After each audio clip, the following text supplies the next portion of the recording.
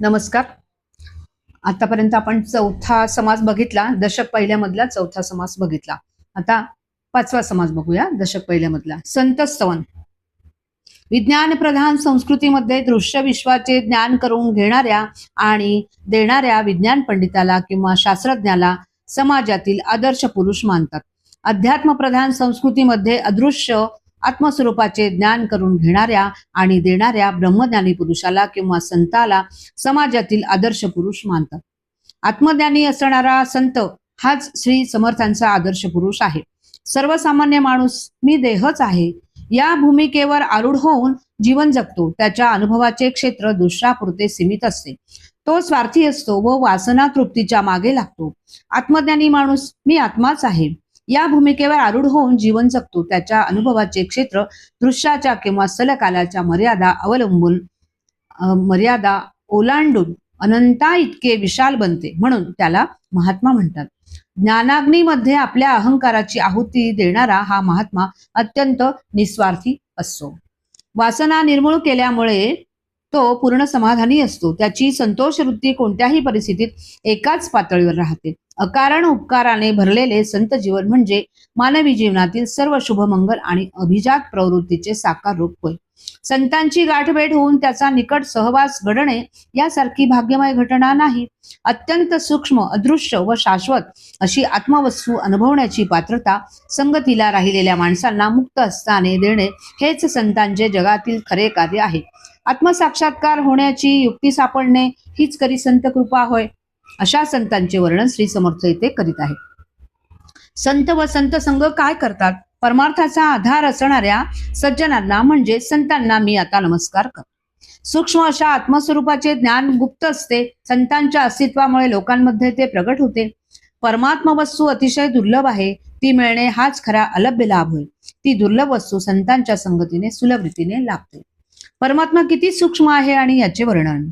खरे सांगायचे म्हणजे ती आत्मवस्तू अगदी उघड आहे, पण देहबुद्धीने पाहू म्हटले तर ती कोणासच दिसत नाही.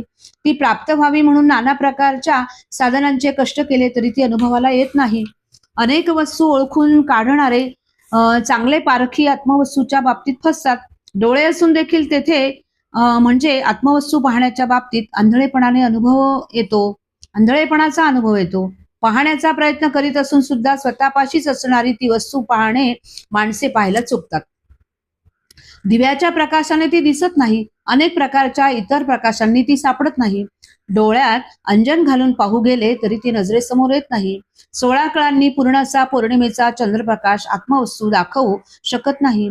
इतकेच नव्हे तर सगळ्या कळा ज्याच्यापाशी आहेत असा तेजोमय सूर्य देखील ती वस्तू दाखवू शकत नाही. कोळ्याच्या अंगातून बाहेर येणारा अत्यंत बारीक धागा सूर्याच्या प्रकाशाने दिसतो. अणु व रेणूसारखे अतिशय बारीक पदार्थ सूर्याच्या प्रकाशाने दिसतात. इतकेच काय, पण केसांचे टोक चिरले तर ते सुद्धा सूर्यप्रकाशाने दिसते. हे जरी खरे तरी त्या प्रकाशाने आत्मवस्तू दिसू शकत नाही. ती वस्तू संतांच्या कृपेने साधकाला प्राप्त होते. वाणी, मन व बुद्धी यांच्या शक्तीच्या पलीकडे आत्मवस्तू आहे. आत्मवस्तूचे स्वरूप असे आहे की तिच्या पुढे साऱ्या शंका मावळतात, प्रयत्न वाया जातात. तर्कांच्या सहाय्याने ती जाणायला गेल्यास तर्कच क्षीण होऊन जातो. विवेकाने तिचा शोध घेऊ म्हटले तर विवेक लुळा पडतो. शब्द स्फुरणे बंद पडते आणि चंचल मनाची धडपड उपयोगी पडत नाही. पुराणांतरी असे वर्णन आहे की शेषाला 1000 तोंडे आहेत आणि प्रत्येक तोंड बोलू शकते, अर्थात त्याचा बोलकेपणाचा सर्वांच्या पेक्षा अधिक आहे. परंतु परमात्मा वस्तू एवढी अपार आहे की तिचे स्वरूप वर्णन करता करता तोही थकून गप्प बसला. जगातील सर्व ज्ञान वेदाने प्रकाशात आणले असे ज्ञानी माणसे सांगतात. वेदांमध्ये नाही असे काही नाही. असा सर्वज्ञ वेद देखील आत्मवस्तू कोणास दाखवू शकत नाही. सत्संगाने स्वानुभव येतो व ती वस्तू कळते. संतांच्या संगतीने साधकाला स्वस्वरूपाचा अनुभव येतो आणि आत्मवस्तू कशी आहे हे त्याला कळू लागते. त्या सत्संगाचा महिमा शब्दांनी सांगणारा माणूस जगात नाही. मायेच्या अंगी अनेक विचित्र कला व अनेक प्रकारच्या शक्ती आहेत, परंतु आत्मवस्तूची ओळख करून देण्याची कला किंवा शक्ती तिच्यापाशी नाही. मायेच्या पलीकडे असणाऱ्या अनंत परमात्म वस्तूच्या प्राप्तीचा सोयीचा उपाय फक्त संतच सांगू शकतात.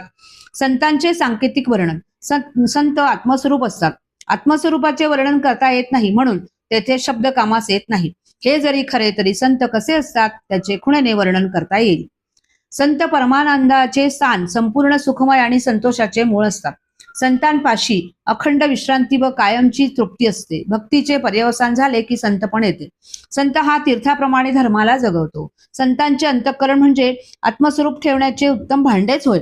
संतांचा देह म्हणजे पुण्य साठवण्याची पवित्र जागाच असते. संतांच्या देहरूपी मंदिरात समाधीरूपी देवता वास करते. संतांच्या अंतरात उत्तम विचारांचे मोठे भांडार भरलेले असते. संतांचे जीवन म्हणजे सायुज्य मुक्तीचे विश्रांती स्थान असते. काही झाले तरी संत सत्याला कधीही सोडित नाही. संतांचे चरित्र म्हणजे सफल जीवनाचे दृश्यरूप होय. संतांची भेट होणे म्हणजेच आत्मवस्तू प्राप्त करण्याची वेळ आपणहून चालत येणे असे समजावे. संत काय देतात? संत मोठे श्रीमंत असतात. मोक्षरूपी संपत्तीने ते श्रीमंत बनतात. असंख्य दरिद्री जीवांना ही मोक्षलक्ष्मी देऊन संतांनी राजासारखी वैभवशाली केले. अर्थात अनेक अज्ञानी माणसांना त्यांनी आत्मज्ञान संपन्न केले. संत मोठे सामर्थ्यवान असतात व अत्यंत उदारपणे आपले सामर्थ्य दुसऱ्याला सहाय्य करण्यासाठी वापरतात. ते विलक्षण दानशूर असतात. अशा संतांकडून आत्मज्ञान मिळणार नाही असे कसे होईल? अर्थात त्यांच्याकडूनच आत्मज्ञान मिळणे शक्य असते. आजपर्यंत जगामध्ये पुष्कळ महाराजे व चक्रवर्ती राजे झाले, सध्या आहेत व पुढे होतील, परंतु यापैकी कोणी सायुज्य मुक्ती देऊ शकणार नाही. संतांचे अलौकिक दान त्रैलोक्यात शोधले तरी सापडणार नाही असे अलौकिक दान संत देत असतात. त्या संतांचा थोरपणा कोणत्या शब्दात वर्णन करावा?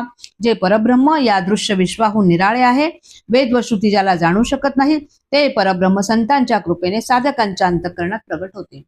हा संतांचा महिमा आहे. तो वर्णन करण्यास ज्या उपमा द्याव्या त्या सगळ्या अपुऱ्या पडतात. संतांच्या मुळे मुख्य परमात्मा प्रगट होतो. समास 5वा समाप्त. जय जय रघुवीर समर्थ.